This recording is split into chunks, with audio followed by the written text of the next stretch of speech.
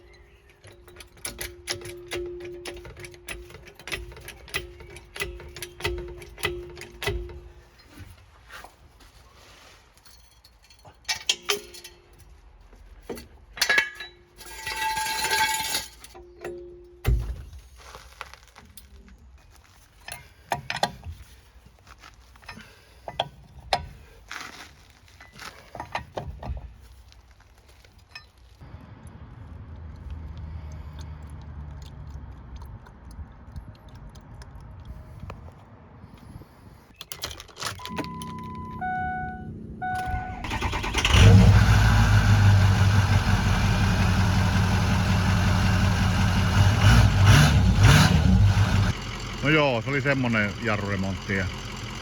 Taka-akselissa on nyt uudet jarrut ja vasemmalle puolelle tehtiin ihan sama operaatio mikä oikealle puolelle, mutta oikealle puolelle minkä myös kuvasin, niin sinne vaihdettiin tuo Jarrusatula sen kuluneen viottuneen vanhan tilalle. Se oli vaihtokunnossa. Nyt tuolla on 100 kilsaa vähän reilu ajeltu tänään sinne sun tänne ja jälkikiristetty pultit renkaaseen ja tarkastettu, ettei se tuolta takaa vuoda enää mistään vaiheesta. Ilmauksen jälkeen tuo toimi ihan normaalisti. Hieman jäi kummimaiseksi semmoiseksi pehmeäksi, mutta pari kertaa starttailu, niin ehkä se apsiyksikkö on tehnyt tehtävänsä ja nyt se puolikin tuntui ihan normaalisti. Jarrut siinä on ollut koko ajan ihan hyvät ja tuossa on muutama panikkijarrut harjoiteltuna tehtynä, niin on todettava, että remontti on onnistunut. Etupäähän pitäisi tehdä jarruremppa myös. Palat on jo valmiina, levyt pitää tilata. Se on aika kiittää taas, jos jaksoit katsoa video ihan loppuunkin saakka. Ja ei muuta kuin laita peukkua ja hypetä ja tilaa kanava ja linkkaa kaverille. Ja ehkä kaikki tempot mitä te tiedätte ja nähdään seuraavassa videossa. Se on moro!